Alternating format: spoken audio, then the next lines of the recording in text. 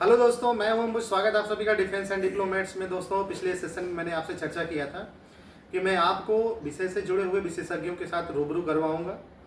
तो उसी क्रम में आज हमारे साथ उपस्थित हैं डॉक्टर चित्रा पांडे। आप वास्तुशास्त्र विशेषज्ञ हैं, साथ में आपकी विशेषज्ञता मनोविज्ञान में भी है और आप एक प्रतिष्ठित विश्वविद्यालय में विभाग की हेड हैं। आपका स्वागत है मैडम। तो आप पहले हमारे श्रोताओं को ये बताइए कि वास्तुशास्त्र होता क्या है, ये क्या है? जी। वास्तुशास्त्र को ऐसा माना गया है कि वास्तु एक पुरुष या देवता है जो कि भगवान शिव के पसीने की बूंद से जिसकी उत्पत्ति मानी गई है और जिसने पूरी पृथ्वी को ढक रखा है। पृथ्वी का कोई भी भाग वास्तु देवता से अछूता नहीं है। इसीलिए माना गया है कि जब हम जिस जगह पे रहते हैं उस जगह की सही दिशा और दशा और चीज़ों की सही स्थापना उस जगह पे अगर होगी तभी वास्तु हमको सकारात्मक परिणाम देता है। अच्छा, तो वास्तु के हिसाब से घर का सबसे महत्वपूर्ण भाग कौन सा होता है? जी, अगर हम वास्तु की दृष्टि से देखें, जैसे कहा जाता है कि एक मकान घर किस चीज़ से बनता है? एक मकान घर बनता है परिवार से, परिवार के लोगों से। जी जी। तो अगर हम देखें तो वास्तु की दृष्टि से नैऋत्य कोण जो है घर का, वो माना जाता है कि वो परिवार का स्थान है, स्थायित्व का स्थान है। इसलिए कहा जाता है कि जितनी भी भारी चीज़ें हैं घर में, उन सभी चीज़ों को नैऋत्य कोण पे रखना चाहिए, जिससे परिवार को एक स्थिरता मिलती है, एक सहनशीलता मिलती है और परिवार के लिए एक बहुत ही सकारात्मक ऊर्जा का स्रोत प्रवाह वहाँ से होता है। अच्छा, तो कई बार ऐसा मैंने सुना है लोगों से कि किचन गलत दिशा में बन गया, या गेट की जो मेन गेट है एंट्री का वो गलत दिशा में है, उसका मुख किसी दूसरी दिशा में हो गया है, या ऐसा सुनने को मिलता है कि सीढ़ी के नीचे वॉशरूम बना दिया, इसका बड़ा निगेटिव इम्पैक्ट पड़ेगा। क्या ये सब बातें सही हैं, और अगर है तो इसका उपाय क्या है? जी, जैसा कि हम मानते हैं कि वास्तु एक विज्ञान है, ये विज्ञान सम्मत तर्कों के आधार पर बना हुआ है। तो निश्चित रूप से अगर गलत चीज़ें बन चुकी हैं तो उसका दोष तो है ही, पर ऐसा नहीं है जिस प्रकार कहते हैं हम कि बीमारी होती है तो उसका इलाज भी होता है। उसी तर्क की दृष्टि से हम ये मानते हैं कि वास्तु शास्त्र के वास्तु दोषों का भी 70 से 80% तक हम निवारण कर सकते हैं, बस हमको सही निवारण तक पहुंचना होता है। तो ये हम कैसे पता करें कि वास्तुशास्त्र के हिसाब से मकान ठीक बना है कि नहीं बना है? एक देखिए, सामान्य जानकारी तो होती है, वो सभी को उपलब्ध है कि पूर्व दिशा जो है वो अच्छी मानी जाती है। जो हमारा मेन एंट्रेंस है वो पूर्व की ओर होना चाहिए। हमारे पूजा का जो स्थल है वो ईशान कोण होना चाहिए। हमारा जो रसोई घर है वो आग्नेय कोण पे होना चाहिए। नैऋत्य कोण जो है परिवार का स्थान माना गया है, तो वहाँ पे भारी चीज़ें और परिवार की जितनी खुशहाल तस्वीरें, फोटोज़ वगैरह हैं वो दीवार पे लगानी चाहिए। तो एक सामान्य जानकारी तो है, पर हम ये देख सकते हैं कि एक घर में सब कुछ ठीक ठाक होते हुए भी किसी प्रकार की चिंता या कोई कष्ट अगर लगातार बना हुआ दिख रहा है तो निश्चित रूप से कुछ ना कुछ उसका वास्तु दोष माना जा सकता है। ये एक खोजने की चीज़ है, इसको पहले प्रॉपर फाइंड आउट करना चाहिए, उसके बाद इसका निवारण भी उपलब्ध है। अच्छा, तो ये भी कहा जाता है कि घर में अगर बरकत लानी है, समृद्धि लानी है, तो किचन को थोड़ा व्यवस्थित रखना होगा। जी, तो घर की समृद्धि में किचन का कितना योगदान है? जैसे हम कहते हैं कि परिवार की धुरी मुखिया होता है, उसी प्रकार से घर की धुरी जो है वो किचन है, हमारा रसोई घर है। वहीं से जो भी अन्न आ रहा है हम ग्रहण कर रहे हैं और उसी अन्न के द्वारा हमारी मानसिकता तय हो रही है। हम में जितने भी पॉजिटिव नेगेटिव एनर्जीज हैं खाने के माध्यम से आती हैं, वो पानी के माध्यम से आती हैं। तो हम रसोई घर को इसकी धुरी मान सकते हैं। तो ऐसा कहा जा सकता है कि रसोई घर होना तो आग्नेय कोण में चाहिए वैसे, पर यह किया जा सकता है कि एक बहुत ही एक रेयर इसके लिए उपाय है कि आप अगर नेट पे जाके देखें तो आपको एक बहुत दुर्लभ तस्वीर मिलेगी जिसमें माता अन्नपूर्णा भगवान शिव को अन्न का दान कर रही हैं। ये तस्वीर निकाल के आप अपने रसोई घर के किसी भी दीवार पे या किसी भी जगह पे लगा सकते हैं। पूर्व दिशा हो तो अति उत्तम होगा। रसोई घर के सभी प्रकार के वास्तु दोषों का निवारण इसको माना गया। तो अभी आप चर्चा में बताई कि पॉजिटिव और नेगेटिव दोनों एनर्जी हम अडॉप्ट करते हैं।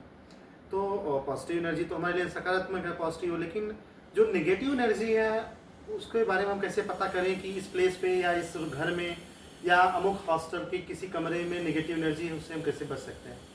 जी, अब नेगेटिव एनर्जी को इसी प्रकार से पहचाना जा सकता है, पहले तो उसके लिए सजग रहना जरूरी है। जी, जी। हम अगर अनअवेयरनेस कंडीशन में हैं तो हम, जैसे हम बीइंग अ साइकोलॉजिस्ट भी बोलते हैं जी। कि सबसे पहले सजगता जरूरी है जी। कि आपके आसपास क्या हो रहा है, अगर आप उसके लिए सजग हैं। जी। आपको अगर बिना कारण आलस्य महसूस हो रहा है, जी। चीज़ों से आपको विरुचि महसूस हो रही है, आपको अगर ऐसा लग रहा है आपका मन नहीं लग रहा है, बिना किसी कारण के आपको घबराहट हो रही है, आप प्रमाद की स्थिति में जा रहे हैं, कुछ करने का मन नहीं हो रहा है, लोगों से मिलने जुलने का मन नहीं हो रहा है, तो ऐसा ये माना जाता है कि किसी ग्रह की दशा है, इसीलिए आप इस प्रकार की आपको चीज़ें जो है महसूस हो रही हैं। अच्छा, तो मैं एक और बात है कि हमारे जो विद्यार्थी हैं जी।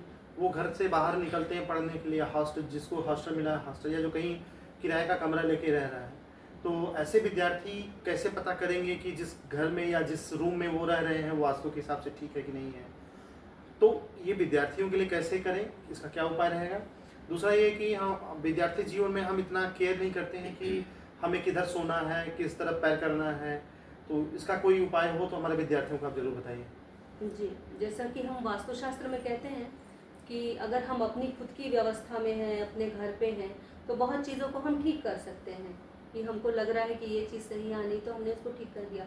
पर जब कोई विद्यार्थी या हॉस्टलर जो अपनी व्यवस्था में नहीं है, एक बनी बनाई व्यवस्था में वहाँ पे उसको मैनेज करना है या रहना है, जैसे एक ही रूम में कई बच्चे रहते हैं या एक छोटा सा रूम है, तो कहा जाता है कि इस कलयुग के सिद्ध देवता है बजरंग बली, अच्छा। हनुमान जी। अरे वो तो यहाँ पे विद्यार्थी ये कर सकता है कि बजरंग बली की एक छोटी सी मूर्ति अपनी पढ़ने वाली जो स्टडी टेबल है वहाँ रखे और रोज शाम को एक वहाँ पे दीपक जलाए।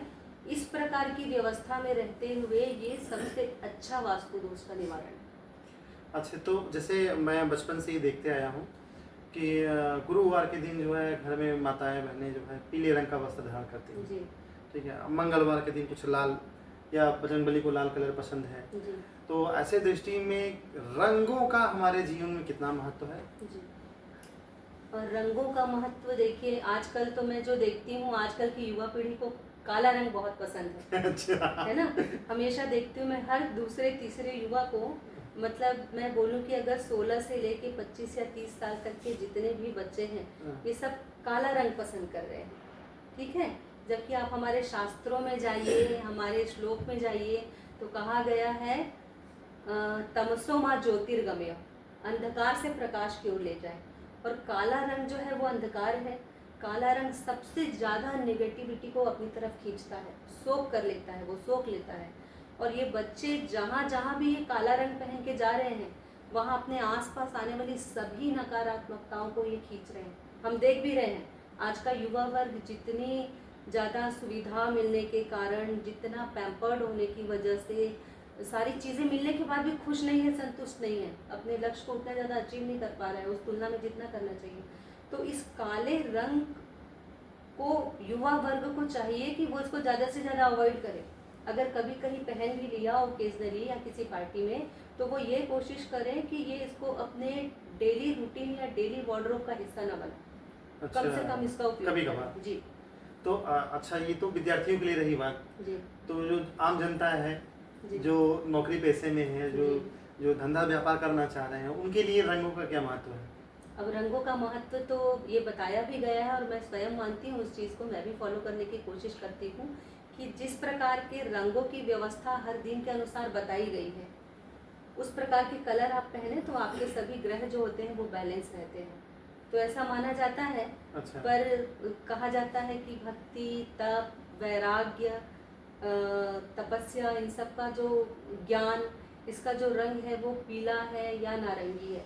तो मेरे हिसाब से सबसे सही कलर यही है। या अगर इस कलर पे आप ना भी जाएं तो विद्यार्थियों के लिए और सामान्य जन के लिए सबसे अच्छा कलर सफ़ेद है। सफ़ेद कलर। जी। तो अब हम वास्तु से निकल के और इसी से जुड़ी हुई चीज़ों से थोड़ा सा मनोविज्ञान की तरफ बढ़ते हैं कि वास्तु का क्या मेंटल प्रेशर पे कोई असर होता है? जैसे व्यक्ति किसी के घर में रह रहा है जो वास्तु के हिसाब से ठीक नहीं है, और वो बहुत प्रेशर में रह रहा है, उसके बनते काम बिगड़ जा रहे हैं, वो डिप्रेशन में रह रहा है, क्या इस तरह की चीज़ें होती हैं? जी देखिए, जैसे हमने पहले बताया कि वास्तु एक विज्ञान है, एक प्रकार का साइंस है और प्रमाणित विज्ञान है वो। इसको प्रमाणित किया जा चुका है कि इसके दोष जो होते हैं वो पड़ते हैं परिवार पे, घर पे। तो निश्चित रूप से जब किसी प्रकार का दोष वास्तु में होगा या आपके परिवार पे होगा, तो उसका प्रभाव तो पड़ेगा ही पड़ेगा मानसिक स्वास्थ्य पे। पर जैसे मैंने पहले भी बोला कि एक मनोवैज्ञानिक होने के नाते मैं ये भी कहना चाहूँगी कि ये डिपेंड करता है पर्सन टू पर्सन, क्योंकि जिस व्यक्ति का विल पावर बहुत स्ट्रांग होगा, या जिसमें आत्मविश्वास का लेवल, सेल्फ एस्टीम का लेवल बहुत ज़्यादा होगा, वो इन प्रभावों से कुछ समय तक बचा रह सकता है। पर ये तय है कि वास्तु दोष की वजह से पड़ने वाला जो प्रभाव है वो मानसिक रूप से आपको कहीं ना कहीं जो है अव्यवस्थित कर सकता है। अच्छा, तो मैम एक इसी से जुड़ा हुआ एक और प्रश्न है कि विगत कुछ समय से, मतलब 1-2 साल से ये ट्रेंड चल रहा है, 2 साल 3 साल हो गया कि जो बच्चे आईआईटी या फिर मेडिकल के सेक्टर में तैयारी करने के लिए घर से निकल के कोटा जा रहे हैं, जी क्योंकि कोटा इसलिए कोचिंग हब बना हुआ था, और फिर बाद में देखा जा रहा है वहाँ बच्चों के द्वारा सुसाइड अटेम्प्ट किया जा रहा है। जी तो इसको हम इससे कैसे स्टूडेंट्स बचें, या जो बिजनेस में लॉस सह रहे हैं वो कैसे बचें, जी। और इसका वास्तु और साइकोलॉजी दोनों से क्या संबंध है?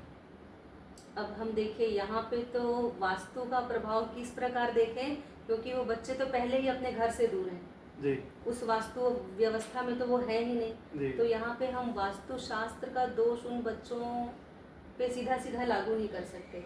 अब यहाँ पे जो समस्या है वो पूर्णतः मनोवैज्ञानिक है।